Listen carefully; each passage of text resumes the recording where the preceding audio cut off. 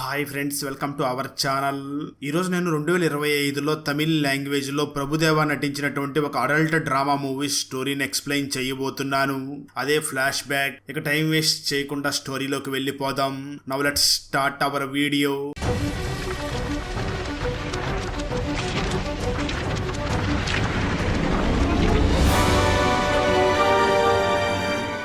Video start చేసే ముందు మన ఛానల్లో లాస్ట్ వీడియోకి వచ్చిన బెస్ట్ కామెంట్ ఏమిటో చూద్దాం.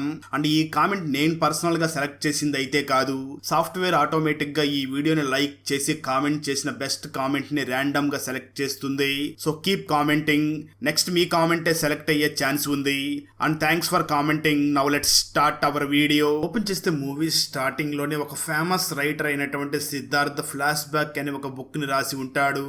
అయితే ఆ ఫ్లాష్ బ్యాక్ బుక్ లో చాలా వల్గర్ కంటెంట్ ఉంది అని, మహిళా సంఘాల వాళ్ళు అందరూ కూడా ఆ బుక్ ని బ్యాన్ చెయ్యాలి అని చాలా పోరాటాలు చేస్తూ ఉంటారు. సరిగ్గా అదే సమయంలో సిద్ధార్థ్ ని ఒక కాలేజీలో ఫంక్షన్ కి ఇన్వైట్ చేసి ఉంటారు. దాంతో సిద్ధార్థ్ అక్కడికి వెళ్ళాలి అనుకుంటూ ఉండగా సిద్ధార్థ్ అసిస్టెంట్ సిద్ధార్థ్ ని చూసి, బయట సమాజంలో నీ బుక్ మీద చాలా వ్యతిరేకత ఉంది, ఇప్పుడు అక్కడికి వెళ్ళకపోవడమే మంచిది అని అంటూ ఉంటాడు. అయితే సిద్ధార్థ్ మాత్రం అలా ఏం కాదు, నేను వెళ్ళి తీరుతాను అని తను వెంటనే ఆ కాలేజీలో జరుగుతున్నటువంటి ఫంక్షన్ దగ్గరికి వెళ్ళగా ఆ కాలేజీలో ఉన్న స్టూడెంట్స్లో చాలా మంది ఆ సిద్ధార్థ్కి వ్యతిరేకంగా అతని మీద చాలా కోపంగా ఉంటారు. మరికొంతమంది మాత్రం ఈ బుక్ బాగానే ఉంది అని అంటూ ఉంటారు. అదే సమయంలో ఆ ఫంక్షన్లో ఉన్న ఒక అమ్మాయి సిద్ధార్థ్ని చూసి, సార్ మీరు రీసెంట్గా రాసిన ఫ్లాష్ బ్యాక్ అనే బుక్లో ఒక ఏంజల్ క్యారెక్టర్ రాసి ఉన్నారు కదా, ఆ ఏంజల్ క్యారెక్టర్ గురించి కొంచెం చెప్పండి అని అడుగుతుంది. దానికి ఆ సిద్ధార్థ్ మాట్లాడుతూ, ఆ ఏంజల్ క్యారెక్టర్ గురించి చెప్పాలి అంటే మీరు నా ఫ్లాష్ బ్యాక్ ని తెలుసుకోవాలి అని అంటాడు. ఇక్కడే మూవీ టైటిల్ పడుతుంది, స్టోరీ గతానికి వెళ్తుంది. చిన్నప్పుడు సిద్ధార్థ్ని ఒక స్కూల్లో జాయిన్ చేయడానికి తన తల్లిదండ్రులు తీసుకుని వెళుతూ ఉండగా సిద్ధార్థ్ మాత్రం నేను ఆ స్కూల్లో జాయిన్ అవ్వను అని గొడవ చేస్తూ ఉంటాడు. అదే స్కూల్లో 12వ తరగతి చదువుతున్నటువంటి కిషోర్ ఆ స్కూల్లో టాపర్గా ఉంటూ బాగా చదువుతూ ఉంటాడు. దాంతో స్కూల్లో ఉన్న అమ్మాయిలందరూ కూడా ఆ కిషోర్కి సైట్ కొడుతూ ఉంటారు. కానీ ఆ కిషోర్ మాత్రం వాళ్ళని ఎవరిని పట్టించుకోకుండా ఉంటాడు. ఒకరోజు కిషోర్ అందరూ స్కూల్ లోపలికి వెళ్ళిపోయిన తను మాత్రం గేట్ దగ్గర వెయిట్ చేస్తూ ఉంటాడు. అదే సమయంలో ఆ స్కూల్లో పనిచేస్తున్నటువంటి ఏంజల్ అనే టీచర్ కూడా అక్కడికి వచ్చి, కిషోర్ ఏమిటి ఇంకా క్లాస్ కి వెళ్ళలేదు అని తనని చూసి, సరే మనకెందుకులే అని చెప్పి తన సైకిల్ ని అక్కడ పార్క్ చేసి వెళ్ళిపోతుంది. అలా ఏంజల్ టీచర్ అక్కడ తన సైకిల్ ని పార్క్ చేసి వెళ్ళిపోయిన తర్వాత ఆ సైకిల్ దగ్గరికి కిషోర్ వెళ్ళి ఆ సైకిల్ కవర్ ని టచ్ చేస్తూ అక్కడ వాసన చూస్తూ ఉంటాడు. అంటే ఈ కిషోర్ ఆ ఏంజల్ టీచర్ ని ప్రేమిస్తూ ఉంటాడు. మరోపక్క ఏంజల్ టీచర్ క్లాస్లోకి వెళ్ళి, ఈ రోజు క్లాస్లో కొత్తగా జాయిన్ అయ్యింది ఎవరు అని అడుగుతుంది. దానికి సిద్ధార్థ్ వెంటనే, మేడం ఈ రోజు నేనే క్లాస్లో కొత్తగా జాయిన్ అయ్యాను అని అంటాడు. దానికి ఆ ఏంజల్ సరే కూర్చో అని చెప్పి లెసన్ చెప్తూ ఉన్న సమయంలో ఆ సిద్ధార్థ్ క్లాస్లోని యూరిన్ పోసేయడంతో అక్కడ ఉన్న పిల్లలందరూ కూడా నవ్వుతూ ఉంటారు. దాంతో అది చూసినటువంటి ఏంజల్ వెంటనే ఆ సిద్ధార్థ్ దగ్గరకు వెళ్ళి, నీకేదైనా సమస్య ఉంటే నాకు చెప్పు, అంతేకాని క్లాసులో ఈ విధంగా చేయకూడదు అని ఆ ఏంజల్ టీచర్ సిద్ధార్థ్ని చాలా ప్రేమగా చూసుకుంటూ దగ్గరుండి అన్నీ చెప్తూ ఉంటుంది. నిజానికి ఈ సిద్ధార్థ్ ఒక సమస్య ఉంటుంది. అదేమిటి అంటే సిద్ధార్థ్ వాళ్ళ నాన్నకి చాలా ఊర్లకి ట్రాన్స్ఫర్లు అవుతూ ఉండడంతో సిద్ధార్థ్ ఏదైనా స్కూల్కి అలవాటు పడుతున్నాడు అనుకుంటూ ఉన్న సమయంలోనే వాళ్ళ నాన్నకి ట్రాన్స్ఫర్ అయిపోతూ ఉంటుంది. దాంతో సిద్ధార్థ్కి అది ఒక సమస్య లాగా మారిపోయి ఉంటుంది. అయితే ప్రెజెంట్ మాత్రం సిద్ధార్థ్కి ఈ స్కూల్ బాగా నచ్చి ఉంటుంది. ఎందుకంటే ఆ ఏంజల్ మేడం తనని చాలా మంచిగా చూసుకుంటూ తన డౌట్స్ అన్ని కూడా చెప్తూ ఉంటుంది. ఆ తర్వాత రోజే సిద్ధార్థ్ మదర్ స్కూల్కి వచ్చి అక్కడ ఉన్నటువంటి ఏంజల్ టీచర్ తో మాట్లాడుతూ, సిద్ధార్థ్ ఎప్పుడూ కూడా తనకి స్కూల్ నచ్చలేదు అని చెప్తూ ఉండేవాడు, కానీ ఫస్ట్ టైం ఈ స్కూల్ బాగా నచ్చిందంట, ఇదంతా కూడా మీ చనువే మేడం, థ్యాంక్స్ మేడం మా కొడుకుని బాగా చూసుకుంటున్నందుకు అని అంటూ ఉంటుంది. ఆ మాటలు ఉన్నటువంటి ఏంజల్ టీచర్ వెంటనే సిద్ధార్థ్ మదర్ ని చూసి, సిద్ధార్థ్ మదర్ వాళ్ళు ఏ ఏరియాలో ఉంటారో కనుక్కొని, నేను కూడా అదే ఏరియాలో ఉంటున్నాను, ప్లీజ్ మీరు రోజు ఇక్కడికి రావాల్సిన అవసరం లేదు, స్కూల్ అయిపోయిన తర్వాత నేనే సిద్ధార్థ్ని ఇంటికి తీసుకువచ్చి డ్రాప్ చేస్తాను అని అంటుంది. దానికి సిద్ధార్థ్ మదర్ కూడా థ్యాంక్స్ చెప్పి అక్కడి నుంచి వెళ్ళిపోతుంది. ఆ తర్వాత స్కూల్ అయిపోయిన తర్వాత ఏంజల్ టీచర్ ఆ సిద్ధార్థ్ని తన సైకిల్ మీద ఎక్కించుకుని వెళుతూ ఉండగా ఆ కిషోర్ మాత్రం వీళ్ళనే ఫాలో అయ్యి వెళుతూ ఉంటాడు. ఏంజల్ టీచర్ సిద్ధార్థని ఎక్కించుకుని వెళుతూ ఉండడంతో అది చూసినటువంటి కిషోర్ ఆ సిద్ధార్థతో ఫ్రెండ్షిప్ చేసుకోవాలి అని డిసైడ్ అవుతాడు. ఆ తర్వాత రోజు స్కూల్లో ఎవరో సిద్ధార్థని ఏడిపిస్తూ ఉండడంతో అక్కడికి వచ్చినటువంటి కిషోర్ సిద్ధార్థని ఏడిపిస్తున్న వాళ్ళకి వార్నింగ్ ఇచ్చి, ఇంకోసారి వాడిని ఎవరైనా ఏడిపిస్తే నేను ఊరుకోను, వాడు నా తమ్ముడు అని చెప్పి వార్నింగ్ ఇస్తూ ఉంటాడు. అదే సమయంలో సిద్ధార్థకి మంచి మార్కులు కూడా రావడంతో సిద్ధార్థ్ మదర్ స్కూల్ కు వచ్చి ఏంజల్ టీచర్ ని చూసి, మేడం మీ వల్లనే మా కొడుక్కి మంచి మార్కులు వస్తున్నాయి, మీరే వాడికి ట్యూషన్ కూడా చెప్తే ఇంకా మంచిగా చదువుకుంటాడు, ప్లీజ్ ప్లీజ్ మేడం కాదనకండి అని రిక్వెస్ట్ చేస్తుంది. దానికి ఏంజల్ టీచర్ కూడా సరే అయితే నేను తనకి ట్యూషన్ చెప్తాను కానీ మీరు మాత్రం ఫీజు ఇవ్వద్దు, రేపటి నుంచి తన ట్యూషన్కి రమ్మని చెప్పు అని అంటుంది. ఆ తర్వాత రోజు ఏంజల్ టీచర్ సిద్ధార్థని తన ఇంటి లోపలికి తీసుకుని వెళ్ళగా ఇదంతా కూడా చూస్తున్నటువంటి కిషోర్ ఎందుకు ఏంజల్ టీచర్ ఆ సిద్ధార్థని రూమ్ లోపలికి తీసుకుని వెళ్ళిపోయింది అని ఆలోచిస్తూ ఉంటాడు. ట్యూషన్ అయిన తర్వాత సిద్ధార్థ్ తిరిగి వస్తూ ఉండగా అక్కడికి వెళ్ళినటువంటి కిషోర్ నిన్ను టీచర్ ఎందుకు ఇంటి లోపలికి తీసుకుని వెళ్ళింది అని అడుగుతాడు. నేను మేడం దగ్గర ట్యూషన్ చెప్పించుకోవడానికి వచ్చాను అని చెప్తాడు. దాంతో కిషోర్ వెంటనే సిద్ధార్థ్కి చాక్లెట్ ఇచ్చి అక్కడి నుంచి వెళ్ళిపోతాడు. ఆ తర్వాత రోజు ఏంజల్ టీచర్ తన బట్టల్ని ఉతికి బయట ఆరేస్తున్న సమయంలో తన ఇన్నర్ వేర్స్ బయట ఆరవేసి ఉంటాయి. దాన్ని కిషోర్ చూసి వెంటనే సిద్ధార్థ్ దగ్గరికి వెళ్ళి అక్కడ ఆరవేసి ఉన్న బట్టలు నా దగ్గరికి తీసుకునిరా అంటాడు. అయితే తను ఎందుకు వాటిని తీసుకురమ్మంటున్నాడో సిద్ధార్థ్కి ఏమీ తెలియకుండా ఎందుకు వాటిని తీసుకురమ్మంటున్నావు అని అడుగుతాడు. దానికి ఆ కిషోర్ సమాధానం చెప్తూ సైకిల్ తుడుచుకోవాలి అని చెప్పి అక్కడి నుంచి వెళ్ళిపోతాడు. సిద్ధార్థ్ కూడా ట్యూషన్కి వెళ్ళి ట్యూషన్ నుంచి తిరిగి వచ్చే సమయంలో అక్కడ ఆరేసి ఉన్నటువంటి ఇన్నర్ వేర్స్ ని తీసుకుని వచ్చి ఆ కిషోర్కి ఇస్తాడు. నిజానికి తను ఏం చేస్తున్నాడో అప్పుడు తనకి ఏమీ తెలియకుండా ఉంటుంది. స్టోరీ ప్రజెంట్కి వస్తుంది. ఈ సిద్ధార్థ్ చెప్తున్నది వింటున్నటువంటి వాళ్ళు వెంటనే కిషోర్ని చూసి అసలు నువ్వేం చేస్తున్నావు నీకైనా అర్థం అవుతుందా అని అడుగుతూ ఉంటారు. ఆ మాటలు విన్న సిద్ధార్థ్ మేడం నేను ఆ పని చేసినప్పుడు నాకు 8 సంవత్సరాల వయసు ఉంది. ఆ కిషోర్ నన్ను ఎందుకు ఆ విధంగా చేయమన్నాడో నాకేం తెలుస్తుంది, అయినా మీరు మొత్తం వినండి అని అంటాడు. ఇక్కడే స్టోరీ మళ్ళీ గతానికి వెళ్తుంది. ఆ విధంగా కిషోర్ రెగ్యులర్ గా ఆ ఏంజల్ టీచర్ ఇన్నర్ వేర్స్ ని సిద్ధార్థ్ చేతనే తెప్పించుకుంటూ ఉంటాడు. అలాగే ఏంజల్ టీచర్ ని కూడా కిషోర్ ఫాలో అవుతూ ఉండడంతో ఒకరోజు ఏంజల్ టీచర్ కిషోర్ ని చూసి ఎందుకు మమ్మల్ని ఫాలో అవుతున్నావు అని అడుగుతుంది. ఆ మాటలు విన్న కిషోర్ నాకు మంచి మార్కులే వస్తున్నాయి కానీ నేను స్టేట్ ఫస్ట్ రావాలనుకుంటున్నాను, నేను కూడా మీ దగ్గరికి ట్యూషన్ కి రావాలనుకుంటున్నాను అని రిక్వెస్ట్ చేస్తాడు. దానికి ఆ ఏంజల్ టీచర్ కూడా ఒప్పుకుని రేపటి నుంచి రా అని అంటుంది. అలా కిషోర్ కూడా అక్కడ ఏంజల్ టీచర్ దగ్గర ట్యూషన్కి వెళ్ళి ఏంజల్ని తప్పుడు దృష్టితో చూస్తూ ఉంటాడు. ఒకరోజు ఆ ఏంజల్ టీచర్ బాత్రూంలోకి వెళ్ళి వ్యాక్స్ చేసుకుంటూ ఉండగా తను వెంటనే ఆ బాత్రూంలోకి వెళ్ళి డోర్ క్లోజ్ చేసి తనే ఆ ఏంజల్ టీచర్కి అక్కడ సేవింగ్ చేస్తూ ఉంటాడు. ట్విస్ట్ ఏమిటి అంటే ఇదంతా కూడా ఆ కిషోర్ ఏంజల్ టీచర్ని చూసి ఊహించుకుంటూ ఉంటాడు. ఆ తర్వాత ఇంటికి వెళ్ళినటువంటి కిషోర్ ఆ ఏంజల్ టీచర్ ఇన్నర్ వేర్స్ అన్నిటిని కూడా కబోర్డ్లో నుంచి తీసి వాటిని చూస్తూ ఆ ఏంజల్ టీచర్ని గుర్తు చేసుకుంటూ హస్తప్రయోగం చేసుకుంటూ ఉంటాడు. అదే సమయంలో కిషోర్ మదర్ ఇంటి లోపలికి వస్తూ ఉండడంతో వెంటనే వాటన్నిటిని తీసి కబోర్డ్లో పెట్టేస్తూ ఉంటాడు. అప్పుడే అక్కడికి వచ్చినటువంటి కిషోర్ మదర్ కబోర్డ్ ఏంటి ఓపెన్ అయ్యి ఉంది అని వెంటనే ఆ కబోర్డ్ని ఓపెన్ చేసి చూడగా కబోర్డ్ లోపల చాలా ఇన్నర్ వేర్స్ ఉండడం చూసినటువంటి కిషోర్ మదర్ ఇవి నావైతే కాదు అని తన భర్త ఏదో తప్పు చేస్తున్నాడు అని తన భర్తను అనుమానిస్తూ తన భర్త దగ్గరికి వెళ్ళి తన భర్తతో గొడవ పడుతూ ఉంటుంది. కట్ చేస్తే ఆ తర్వాత రోజు మార్నింగ్ కిషోర్ స్కూల్ దగ్గర వెయిట్ చేస్తూ ఉండగా ఏంజల్ టీచర్ ని ఒక వ్యక్తి స్కూల్ దగ్గరికి తీసుకుని వచ్చి డ్రాప్ చేసి వెళ్ళిపోతాడు. అది చూసినటువంటి కిషోర్ ఆ వ్యక్తి ఎవరో తెలుసుకోవాలి అని వెంటనే సిద్ధార్థ్ దగ్గరికి వెళ్ళి మార్నింగ్ ఏంజల్ టీచర్ ని ఇక్కడికి ఎవరికి తీసుకువచ్చారో నాకు ఆ విషయం తెలుసుకుని వచ్చి చెప్పు అని అడుగుతాడు. దాంతో అతి కష్టం మీద సిద్ధార్థ్ ఏంజల్ టీచర్ దగ్గరికి వెళ్ళి ఆ విషయం కనుక్కుని వెంటనే మళ్ళీ తిరిగి కిషోర్ దగ్గరికి వచ్చి మార్నింగ్ ఏంజల్ టీచర్ ని స్కూల్ దగ్గరికి తీసుకుని వచ్చింది మేడం గారిని పెళ్లి చేసుకోబోయే వ్యక్తి అంటా అని అంటాడు. ఆ మాటలు విన్నటువంటి కిషోర్ చాలా బాధపడుతూ ఉంటాడు. అలా జరిగిందంతా కూడా సిద్ధార్థ్ అక్కడ కాలేజీలో ఉన్నటువంటి స్టూడెంట్స్ అందరికీ కూడా చెప్తూ అప్పటి వరకు నా లైఫ్ ఆడుతూ పాడుతూ పోయింది కానీ ఆ తర్వాత నుంచే నా లైఫ్ లో చాలా చేంజెస్ వచ్చాయి అని తిరిగి మళ్ళీ ఆ స్టోరీని చెప్పడం మొదలు పెడతాడు. అంటే మళ్ళీ స్టోరీ గతానికి వెళ్తుంది. సరిగ్గా అదే సమయంలో సిద్ధార్థ ఫాదర్ కి వేరొక ప్లేస్ కి ట్రాన్స్ఫర్ అవ్వడంతో సిద్ధార్థ్ మాత్రం నేను అక్కడికి రాను అని గొడవ చేస్తూ ఉంటాడు. అప్పుడే ఏంజల్ టీచర్ సిద్ధార్థ్ని చూసి భయపడకు, అక్కడ కూడా నీకు నాలాంటి టీచర్ నీకు చదువు చెప్తుంది అని చెప్పడంతో తను ధైర్యం చేసి అక్కడికి వెళ్తాడు. కానీ ఆ స్కూల్లో ఎప్పుడూ తిడుతూ ఉండడంతో ఆ సిద్ధార్థ్కి జ్వరం కూడా వచ్చేస్తుంది. దాంతో సిద్ధార్థ్ తన అమ్మతో గొడవ చేస్తూ ఉంటాడు. ఇది మొత్తం చూసినటువంటి సిద్ధార్థ్ పేరెంట్స్ అయితే ఒక పని చేయి, నిన్ను తీసుకుని వెళ్ళి మళ్ళీ పాత స్కూల్లోనే జాయిన్ చేస్తాను, అయితే నువ్వు అక్కడ హాస్టల్లో ఉండి చదువుకోవాలి అని చెప్పి సిద్ధార్థ్ పేరెంట్స్ సిద్ధార్థ్ని తిరిగి మళ్ళీ అదే స్కూల్లో అంటే ఆ ఏంజల్ టీచర్ ఉన్నటువంటి స్కూల్లో జాయిన్ చేయడానికి తీసుకుని వస్తూ ఉంటారు. అలాంటి సమయంలోనే ఒక పెద్ద యాక్సిడెంట్ జరిగి ఆ యాక్సిడెంట్ లో సిద్ధార్థ్ పేరెంట్స్ ఇద్దరు కూడా చనిపోతారు. సిద్ధార్థ్కి బాగా గాయాలు తగిలి ఉండడంతో తనని తీసుకుని వెళ్లి హాస్పిటల్లో అడ్మిట్ చేయగా డిశ్చార్జ్ అయిన తర్వాత సిద్ధార్థ్కి ఎక్కడికి వెళ్లాలో తెలియక చాలా బాధపడుతూ ఆకలితో ఇబ్బంది పడుతూ ఒక షాప్ దగ్గరికి వెళ్లి తినడానికి ఏమైనా ఇవ్వండి అని అడుగుతూ ఉంటాడు. ఇది మొత్తం అక్కడ ఉన్నటువంటి గురు అనే వ్యక్తి చూసి వెంటనే షాప్ ఓనర్ తో మాట్లాడుతూ ఆ బాబు ఏం తినాలనుకుంటే అది పెట్టండి, నేనే బిల్ పే చేస్తాను అని చెప్పి ఆ తర్వాత సిద్ధార్థ్ దగ్గరికి వచ్చినటువంటి గురు నీకు నేను పని ఇస్తాను, నాతో పాటు ఉండి పని చేస్తావా అని అడుగుతాడు. దానికి సిద్ధార్థ్ కూడా సరే అని చెప్పి ఆ గురువుతో కలిసి గురువు ఉన్న ప్లేస్ కి వెళ్ళిపోతాడు. ఆ వెంటనే గురువు తను ఎక్కడైతే వర్క్ చేస్తున్నాడో అక్కడికి సిద్ధార్థ్ని కూడా తీసుకుని వెళ్తాడు. నిజానికి గురువు ఒక బ్రోతల్ హౌస్ని రన్ చేస్తూ ఉంటాడు. అక్కడ చాలా మంది మహిళలు ఉండగా వాళ్ళందరినీ కంట్రోల్ చేయడానికి 4 మగవాళ్ళు కూడా ఉంటారు. ఈ మగవాళ్ళకి అసిస్టెంట్గా ఈ సిద్ధార్థ్ని గురువు తీసుకుని వెళ్ళి అక్కడ పనిలో పెడతాడు. ఆ తర్వాత రోజు ఆ బ్రోతల్ హౌస్ దగ్గరికి ఒక కొత్త అమ్మాయిని తీసుకుని వచ్చామని వాళ్ళు మాట్లాడుకుంటూ వెంటనే వాళ్ళు గురువుని చూసి ఒక కొత్త అమ్మాయిని తీసుకుని వచ్చాం, తను ఉన్న రూమ్ లోకి వెళ్ళి నువ్వు కాఫీ ఇచ్చిరా అని చెప్తాడు.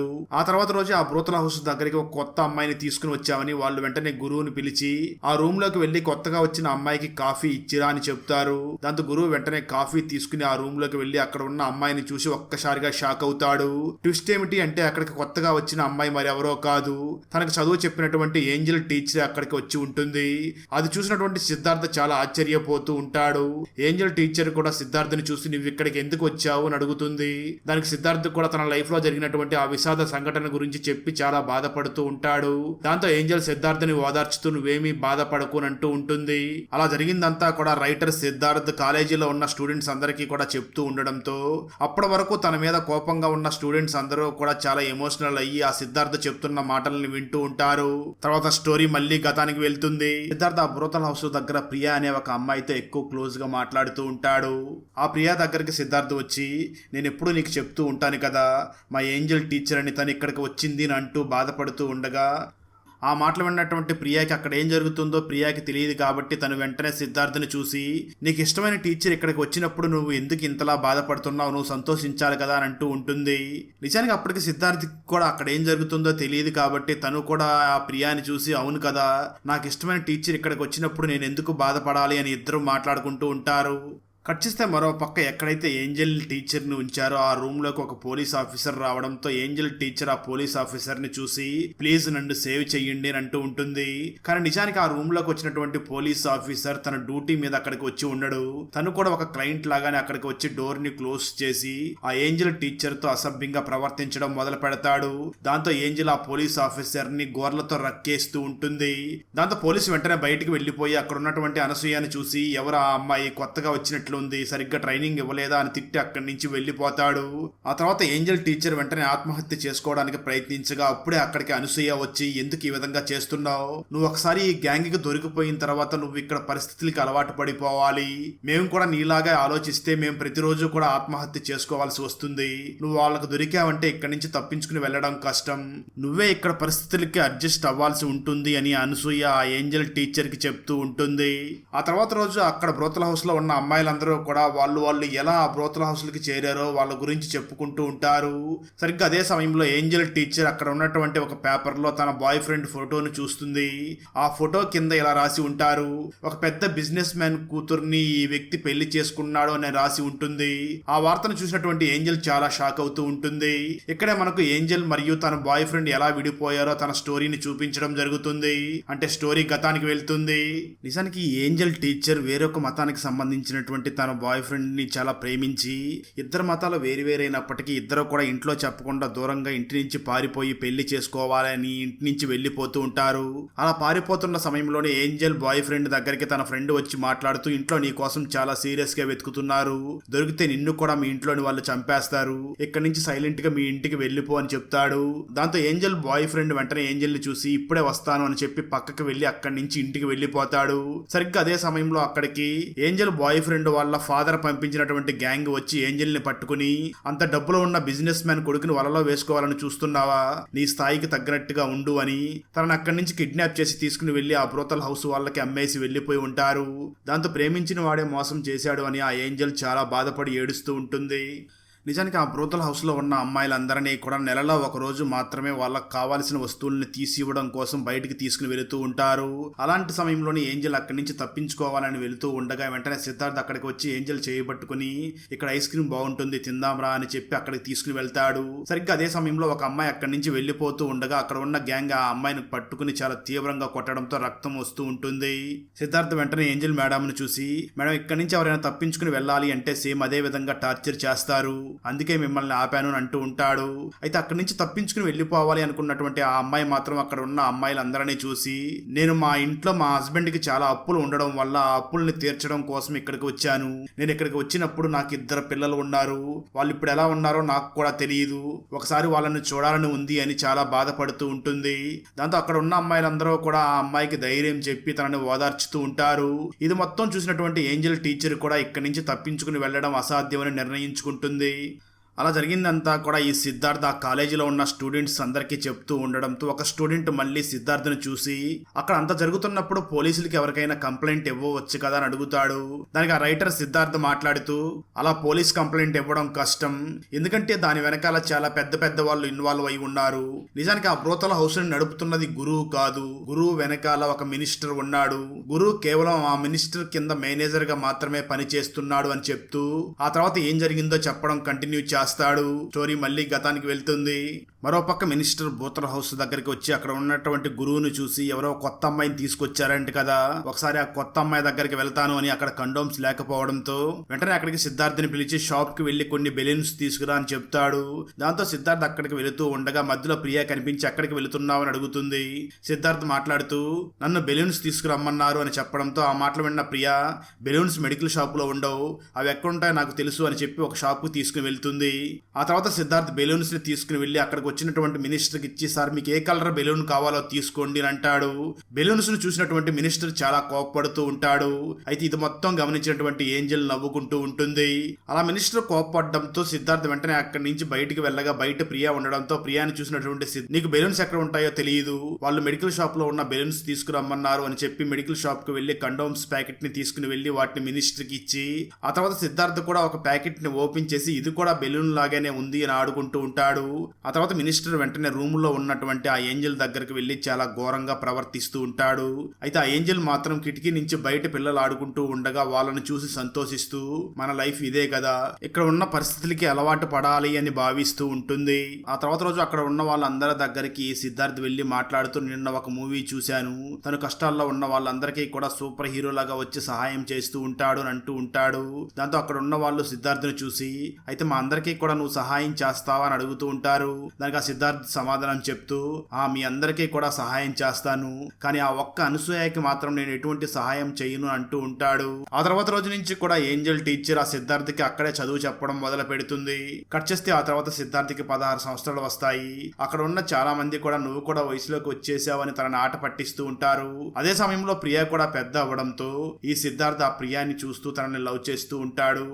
ఆ తర్వాత రోజు మళ్ళీ ఎప్పట్లాగే ఆ హౌస్ లో ఉన్న వాళ్ళందరినీ కూడా వాళ్ళకి ఏం కావాలో తీసుకుంటారు అని బజార్కి తీసుకుని వెళ్తారు. ఆ సమయంలో సిద్ధార్థ్ వెంటనే మళ్ళీ ఐస్ క్రీమ్లు తీసుకుని వచ్చి ఆ ఏంజెల్ టీచర్కి ఇవ్వగా ఏంజెల్ టీచర్ కూడా చాలా ఇష్టంగా ఐస్ క్రీమ్ తింటుంది. ఆ వెంటనే సిద్ధార్థ్ మరొక ఐస్ క్రీమ్ కూడా తీసుకుని వస్తాను అని వెళుతూ రోడ్డు దాటుతూ ఉంటాడు. అప్పుడే ఒక వెహికల్ వచ్చి ఆ సిద్ధార్థని గుద్దబోతూ ఉంటుంది. అది చూసినటువంటి ఏంజెల్ టీచర్ పరిగెట్టుకుంటూ వెళ్లి ఆ సిద్ధార్థని కాపాడుతుంది. అయితే ఆ ప్రాసెస్ లో ఏంజెల్ కళ్ళకి చాలా దెబ్బలు తగలడంతో తనని వెంటనే హాస్పిటల్ కి తీసుకుని వెళ్ళగా డాక్టర్ టెస్ట్ చేసి ఈ ఏంజెల్ కి ఒక ఆపరేషన్ చేయాలి, ఆ ఆపరేషన్ చేయడానికి 10 లక్షల వరకు ఖర్చు అవుతుంది, ఒకవేళ ఇప్పుడు ఆపరేషన్ చేయకపోతే తనకు శాశ్వతంగా కంటి చూపు కూడా పోయే అవకాశం ఉంది అని అంటూ ఉంటారు. అయితే ఈ విషయం తెలుసుకున్నటువంటి గురువు మాత్రం చాలా ఫీల్ అవుతూ ఉంటాడు. ఎందుకంటే ఈ గురువు అక్కడ ఉన్న వాళ్ళని ఎవరిని కూడా ఇబ్బంది పెట్టకుండా ఆ పని మాత్రం చేయిస్తూ ఉంటాడు. ఆ తర్వాత గురువు వెంటనే ఇదే విషయాన్ని మినిస్టర్ కి చెప్పగా మినిస్టర్ ఆ గురువును చూసి, ఆ అమ్మాయికి కళ్ళు లేనంత మాత్రాన క్లయింట్స్ అవేమీ పట్టించుకోరు, ఆ అమ్మాయి అందంగా ఉన్నదా లేదా అని మాత్రమే చూస్తారు, సో దాని గురించి ఏమీ ఆలోచించకుండా మన బిజినెస్ చాలా డల్ గా ఉంది, దాన్ని పెంచే పనులు చెయ్యండి అని అంటూ ఉంటాడు. దాంతో ఏంజెల్ కి ఆపరేషన్ చేయించకుండానే అక్కడి నుంచి తీసుకుని రావడంతో అక్కడ ఉన్న వాళ్ళందరూ కూడా సిద్ధార్థని తిడుతూ ఉంటారు. అయితే ఏంజెల్ మాత్రం సిద్ధార్థని దగ్గరికి పిలిచి, నువ్వేమీ బాధపడకు, నువ్వు సూపర్ హీరో కదా, ఇక్కడి నుంచి మా అందరినీ కూడా నువ్వే రక్షించి తీసుకుని వెళ్ళాలి అని అంటూ ఉంటుంది. ఆ తర్వాత సిద్ధార్థ్ వెంటనే ఆ బ్రోతల్ హౌస్ మేనేజర్ అయినటువంటి గురువు దగ్గరికి వెళ్లి మాట్లాడుతూ, అన్న ఇక్కడ ఉన్న వాళ్ళని ఎలాగైనా కాపాడాలి అని అంటాడు. దానికి గురువు సమాధానం చెప్తూ, దానికి ఒక సమయం ఉంది, సరైన సమయం వచ్చినప్పుడు వీళ్ళని కాపాడదాము అని అంటూ ఉంటాడు. కట్ చేస్తే ఆ తర్వాత రోజు మార్నింగ్ సిద్ధార్థ్ అక్కడ ఉన్న గదులన్నింటినీ కూడా క్లీన్ చేస్తూ అనసూయ రూమ్ లోకి వెళ్ళగా తనని నిద్రపోతూ ఉంటుంది. అయితే అనసూయ శారీ పక్కకు జరిగి ఉండడంతో సిద్ధార్థ్ అక్కడే అలాగే చూస్తూ ఉంటాడు. అది గమనించినటువంటి అనసూయ వెంటనే సిద్ధార్థ్ని చూసి ఇక్కడ ఏం చేస్తున్నావు అని అడుగుతుంది. సిద్ధార్థ్ వెంటనే తడబడుతూ క్లీనింగ్ చేయడానికి వచ్చాను అని చెప్పి అక్కడి నుంచి వెళ్ళిపోతాడు. కొంతసేపటి తర్వాత సిద్ధార్థ్ వెంటనే అనసూయ రూమ్ లోకి రాగా అనసూయ అక్కడ తన ఇన్నర్ వేర్స్ అన్నింటినీ కూడా బయట వదిలేసి స్నానం చేయడానికి వెళ్ళి ఉంటుంది. వాటిని చూసినటువంటి సిద్ధార్థ్కి చిన్నప్పుడు కిషోర్ తనని ఎందుకు ఆ ఏంజల్ మేడం ఇన్నర్ వేర్స్ తీసుకురమ్మన్నాడో అప్పుడు క్లియర్ గా అర్థమవుతుంది. సిద్ధార్థ్ ఆ అనసూయ ఇన్నర్ వేర్స్ ని అలాగే చూస్తూ ఉంటాడు. సరిగ్గా అదే సమయంలో అనసూయ వస్తూ ఉండడంతో సిద్ధార్థ్ వెంటనే అక్కడి నుంచి బయటికి వెళ్ళిపోతాడు. సరిగ్గా అదే సమయంలో అనసూయ అక్కడికి వస్తూ ఉండడంతో తను వెంటనే వెళ్లి మంచం కింద దాక్కుని ఉంటాడు. అప్పుడే అనసూయ అక్కడికి నగ్నంగా వచ్చి బట్టలు మార్చుకుంటూ ఉండగా అదంతా కూడా సిద్ధార్థ్ మంచం కింద నుంచి చూస్తూ ఉంటాడు. కొంతసేపటి తర్వాత రూమ్ లోకి ఒక క్లయింట్ రావడంతో అనసూయ ఆ క్లయింట్ తో అక్కడ ఇంటిమేట్ అవుతుంది. ఆ తర్వాత సిద్ధార్థ్ అక్కడి నుంచి తప్పించుకుని బయటికి వచ్చి ఆ రోజు రాత్రి అక్కడ ఉన్నటువంటి కండోమ్ ని ఎలా యూస్ చెయ్యాలి అని దాని గురించి ఆలోచిస్తూ ఉంటాడు. ఆ తర్వాత రోజు అక్కడ ఉన్న వాళ్ళు కొంతమంది ఈ సిద్ధార్థ్ని చూసి నువ్వు కూడా వయసులోకి వచ్చినట్లు ఉన్నావు, నీకు కూడా అమ్మాయిల దగ్గరికి వెళ్ళాలని ఉందా, వెళ్ళాలని ఉంటే ఒక 5,000 రూపాయలు రెడీ చేసుకొని అంటూ ఉంటారు. దాంతో సిద్ధార్థ్ వెంటనే తను ఎంత డబ్బులు దాచిపెట్టాడో లెక్క పెట్టగా 4,500 రూపాయలు మాత్రమే ఉంటాయి. దాంతో సిద్ధార్థ్ ఎలాగైనా త్వరగా 5,000 రూపాయల్ని కలెక్ట్ చెయ్యాలి అని అనుకుంటూ ఉంటాడు. ఆ తర్వాత ఒకరోజు సిద్ధార్థ్ తను కలెక్ట్ చేసిన డబ్బులన్నింటినీ కూడా ఒక ప్లేస్లో దాచిపెడుతూ ఉండగా అక్కడ ఉన్నటువంటి ఒక వ్యక్తి అది చూసి ఆ డబ్బులు మొత్తం లెక్కయిగా 4,500 ఉంటాయి. దాంతో ఆ వ్యక్తి వెంటనే సిద్ధార్థ్ని చూసి సర్లే నువ్వు మనవాడివే కదా, నీకు ఒక 500 రూపాయల డిస్కౌంట్ ఇస్తాను, ఇక్కడ ఏ అమ్మాయి కావాలో సెలెక్ట్ చేసుకొని అంటాడు. దాంతో సిద్ధార్థ్ వెంటనే అక్కడ ఉన్నటువంటి అనసూయని చూడడంతో ఆ వ్యక్తి వెంటనే సిద్ధార్థ్ని చూసి మంచి సెలక్షనే, నేను ఆ అనసూయతో మాట్లాడేశాను వెళ్ళిరా అంటాడు. దాంతో సిద్ధార్థ్ చాలా భయపడుతూ ఆ అనసూయ రూమ్ లోకి వెళ్ళగా ట్విస్ట్ ఏమిటి అంటే ఆ రూమ్ లో అనసూయ ఉండదు, అక్కడ ఏంజల్ టీచర్ కూర్చుని ఉంటుంది. అది చూసినటువంటి సిద్ధార్థ్ చాలా భయపడుతూ అక్కడి నుంచి వెళ్ళడానికి డోర్ ఓపెన్ చేయగా ఆ రూమ్ లో ఉన్న కళ్ళు కనిపించినటువంటి ఏంజల్ టీచర్ వెంటనే అక్కడికి కస్టమర్ వచ్చాడేమో అనుకుని తన శారీని పక్కకు తీస్తుంది. అది చూసినటువంటి సిద్ధార్థ్కి ఒక్కసారిగా కోరిక కలుగుతుంది, ఏంజల్ కి కళ్ళు కనపడవు కదా, మనం ఆమెతో శారీరకంగా సంబంధం పెట్టుకున్న విషయం కూడా ఏంజల్ కి తెలియదు కదా, కాబట్టి ఏంజల్ తోనే కలిస్తే బాగుంటుంది కదా అని తను ఆలోచిస్తూ ఉంటాడు. ఆ వెంటనే సిద్ధార్థ్ ఏమీ మాట్లాడకుండా సైలెంట్ గా ఆ ఏంజల్ దగ్గరికి వెళ్లి తనతో శారీరకంగా కలుస్తూ ఉంటాడు. ఆ తర్వాత పనంతా అయిపోయిన తర్వాత అక్కడి నుంచి సైలెంట్ గా వెళుతూ పొరపాటున అక్కడ ఉన్నటువంటి టేబుల్ కి తను తగలడంతో ఆ ఏంజల్ వెంటనే చూసుకుని వెళ్ళు సిద్ధార్థ్ అని అంటుంది. అంటే ఆ ఏంజల్ కి తనతో ఇప్పటి వరకు గడిపింది సిద్ధార్థ్ అన్న విషయం తనకు తెలిసిపోయి ఉంటుంది. దాంతో సిద్ధార్థ్ ఒక్కసారిగా షాక్ అయ్యి అంటే నేను తనతో ఉన్న విషయం తనకు తెలిసిపోయిందా అంటూ ఇప్పుడు నా మొహాన్ని తనకి ఎలా చూపించాలి అని చాలా బాధపడుతూ అక్కడి నుంచి వెళ్ళిపోతాడు. అయితే సిద్ధార్థ్ అక్కడ ఉన్నాడేమో అనుకున్నటువంటి ఏంజల్ ఇలా మాట్లాడుతూ ఉంటుంది, సిద్ధార్థ్ నువ్వేమీ ఫీల్ అవ్వకు, నీ వయసు అలాంటిది, నువ్వు నా దగ్గర తప్పుగా ప్రవర్తించానని నువ్వేమీ ఫీల్ అవ్వకు, నేను కూడా అస్సలు ఫీల్ అవ్వను, నువ్వు నా దగ్గర ఇంతకు ముందు ఎలా ఉన్నావో ఇప్పుడు కూడా అలాగే ఉండు, నువ్వు ఎప్పటికీ నా సూపర్ హీరో అని అంటూ ఉంటుంది. అయితే మరోపక్క సిద్ధార్థ్ మాత్రం చాలా బాధపడుతూ నేను చాలా తప్పు చేశాను, ఇప్పుడు నా మొహాన్ని ఎట్టా ఏంజల్ కి చూపించగలను అని చాలా బాధపడుతూ ఉంటాడు. సరిగ్గా అదే సమయంలో సిద్ధార్థ్ దగ్గరికి కొంతమంది వచ్చి ఎలా ఉంది ఫస్ట్ ఫీలింగ్ అని తనని చాలా కామెంట్ చేస్తూ సరదాగా మాట్లాడుతూ ఉంటారు. అయితే ఆ సిద్ధార్థ్ మాత్రం ఇక నేను ఏంజల్కి నా ఫేస్ ని చూపించలేను అని చాలా బాధపడుతూ అక్కడి నుంచి సైలెంట్ గా బయటికి వెళ్ళిపోతాడు. ఆ తర్వాత బయటికి వెళ్ళిపోయిన తర్వాత తను చాలా మంచి రైటర్ అయ్యి చాలా బుక్సే రాసి ఉంటాడు. ఇదంతా కూడా సిద్ధార్థ్ కాలేజీ ఫంక్షన్ లో చెప్తూ ఉండడంతో అక్కడ ఉన్న ఒక అమ్మాయి వెంటనే ఆ సిద్ధార్థ్ని చూసి మీరు ఎంత చెప్పినా సరే మీరు చేసింది తప్పు అని అంటూ ఉంటుంది. దానికి ఆ సిద్ధార్థ్ కూడా మాట్లాడుతూ అవును నేను చెప్పేది కూడా అదే, నేను చాలా పెద్ద తప్పే చేశాను, ఆ తప్పుకి ఇంకా ప్రతిరోజు కూడా నేను బాధపడుతూనే ఉంటాను, ఆ విషయం బయట ప్రపంచానికి చెప్పాలని చాలా ట్రై చేశాను, ఎప్పుడూ కుదరలేదు, అందుకే ఈ బుక్ ద్వారా ఆ నిజానంతా కూడా బయట ప్రపంచానికి చెప్పాను, ఇప్పుడు నాలో ఉన్న గిల్టీనెస్ కొంచెంగా తగ్గుతుంది అని అంటూ ఉంటాడు. ఆ తర్వాత అక్కడ మీటింగ్ అవ్వడంతో రైటర్ అయినటువంటి సిద్ధార్థ్ అక్కడి నుంచి వెళుతూ ఉండగా తన అసిస్టెంట్ సిద్ధార్థ్ దగ్గరికి వచ్చి సార్ మీరు పబ్లిక్ గా మీ జీవితంలో జరిగింది మొత్తం చెప్పేశారు, అది మీ పేరుకి ఏదైనా డ్యామేజ్ అవుతుందేమో అని అంటూ ఉంటాడు. ఆ మాట విన్న సిద్ధార్థ్ వెంటనే తన అసిస్టెంట్ ని చూసి గాంధీ గారు కూడా తను రాసినటువంటి ఒక బుక్ లో తన గురించి ఇలా రాశారు, అదేమిటి అంటే గాంధీ నాన్నగారు కూడా చాలా రోజులు అనారోగ్యం పాలయ్యి చనిపోయారు, ఆ సమయంలోనే గాంధీకి పెళ్ళయ్యి గాంధీ నాన్న అనారోగ్యంతో బాధపడుతున్న సమయంలోనే గాంధీ తన భార్యతో శారీరకంగా సంబంధం పెట్టుకున్నాడంట, అంత పెద్ద మహాత్ముడికి అలా జరిగినప్పుడు నేను ఒక సామాన్యుడిని, ఇలా జరగడంలో ఎటువంటి తప్పు లేదు, అయినా నేను నా జీవితంలో జరిగిన దాన్ని ఇప్పుడు పబ్లిక్ గా అందరికీ చెప్పేశాను కదా, ఇప్పటి వరకు నా మనసులో దాగి ఉన్నటువంటి ఆ బాధ కూడా తగ్గిపోతుంది అని అంటూ ఉంటాడు. కట్ చేస్తే ఇక్కడ ఒక కొండ ప్రాంతంలో ఉన్న ఒక ఇంటిని చూపిస్తారు. ఆ ఇంట్లో ఏంజల్ టీచర్ కూర్చుని ఉంటుంది. ఆ ఏంజల్ రీసెంట్ గా సిద్ధార్థ్ రాసినటువంటి ఒక బుక్ ని రాశాడు కదా, దాన్నే చదువుతూ ఉంటుంది. ఇక్కడ మీకు ఆ ఏంజల్ ఎలా బయటకు వచ్చింది అన్న డౌట్ రావచ్చు కదా, అదే విషయాన్ని ఇక్కడ చూపించడం జరుగుతుంది. నిజానికి ఆ బ్రోతల్ హౌస్ ని నడుపుతున్నటువంటి మినిస్టర్ తను కూడా అక్కడ ఉన్న అమ్మాయిల దగ్గరకు వచ్చి ఎంజాయ్ చేస్తూ ఉంటాడు కదా, అలాగే ఎంజాయ్ చేయడానికి వచ్చినప్పుడు అక్కడే చనిపోయి ఉంటాడు. అయితే ఈ విషయం మినిస్టర్ వైఫ్ కి తెలిసి తన హస్బెండ్ ఆ అమ్మాయిల దగ్గర చనిపోయాడు అని తెలిస్తే పరువు పోతుంది అని వెంటనే తన హస్బెండ్ డెడ్ బాడీని అక్కడి నుంచి తీసుకుని వెళ్ళిపోతుంది. అలా తీసుకుని వెళ్ళిపోయిన తర్వాత మినిస్టర్ వైఫ్ వెంటనే పోలీస్ ఇన్స్పెక్టర్ కి కాల్ చేసి, నా హస్బెండ్ నిజంగానే ఆ అమ్మాయిల దగ్గరికి వెళ్ళినప్పుడు హార్ట్ అటాక్ వచ్చి చనిపోయాడా, లేదా అక్కడ ఉన్న అమ్మాయి తనని చంపేసిందో నేను కనుక్కోవాలి. నా హస్బెండ్ ఎవరి దగ్గరికి వెళ్ళారో ఆ అమ్మాయితో ఫోన్ కలపండి అని అంటుంది. ఇక ట్విస్ట్ ఏమిటి అంటే ఆ మినిస్టర్ ఎవరి దగ్గరకు కాదు, ఏంజల్ దగ్గరకే వెళ్ళి ఉంటాడు. మినిస్టర్ వైఫ్ ఏంజల్ తో మాట్లాడుతూ ఉండగా ఏంజల్ కూడా మినిస్టర్ వైఫ్ కి సమాధానం చెప్తూ, నీ హస్బెండ్ ని నేనే చంపేశాను, తను నా దగ్గరకు వచ్చినప్పుడు చాలా చిత్రహింసలు పెట్టేవాడు, ఆ రోజు కూడా నా దగ్గరకు వచ్చి టార్చర్ పెడుతూ ఉన్న సమయంలోనే నేను తనకి ఊపిరాడకుండా దుండు అడ్డం పెట్టి తనను చంపేశాను. ఆ తర్వాత అక్కడికి వచ్చిన వాళ్ళందరికీ కూడా హార్ట్ అటాక్ వల్ల చనిపోయాడని చెప్పాను అని అంటుంది. ఆ మాటలు మొత్తం విన్నటువంటి మినిస్టర్ వైఫ్ వెంటనే ఏంజల్ తో మాట్లాడుతూ, తనంటే నాకు కూడా ఇష్టం లేదు, నేనే తనని చంపాలనుకుంటున్నాను, అయితే నాకన్నా ముందు నువ్వే తనని చంపేశావు, అసలు నీకేం కావాలో చెప్పు అని అడుగుతుంది. అప్పుడు ఏంజల్ మినిస్టర్ వైఫ్ తో మాట్లాడుతూ, మా అందరికీ కూడా కొంచెం ఫ్రీడమ్ కావాలి అని అడుగుతుంది. దాంతో మినిస్టర్ వైఫ్ వెంటనే ఇన్స్పెక్టర్ ని చూసి, ఆ బ్రోతల్ హౌస్ లో ఉన్న అమ్మాయిల అందరి మీద ఎటువంటి కేసు పెట్టకుండా వాళ్ళందరినీ ఇక్కడి నుంచి పంపించేయండి అని చెప్తుంది. దాంతో ఆ బ్రోతల్ హౌస్ లో పనిచేస్తున్న మహిళలందరికీ ఫ్రీడమ్ దొరకడంతో వాళ్ళందరూ కూడా మనల్ని ఎందుకు వదిలేస్తున్నారు అని మాట్లాడుకుంటూ ఉంటారు. అప్పుడు జరిగిందంతా కూడా ఏంజల్ వాళ్ళందరికీ చెప్పడంతో ఏంజల్ వల్లనే మనకు స్వేచ్ఛ దొరికింది అని వాళ్ళందరూ కూడా ఆనందంగా మాట్లాడుకుంటూ అక్కడి నుంచి వాళ్ళ ఊర్లకి వెళ్ళిపోయి ఉంటారు. కట్ చేస్తే మరో పక్క సిద్ధార్థ్ ఒక బీచ్ లో కూర్చుని ఫీల్ అవుతూ ఉంటాడు.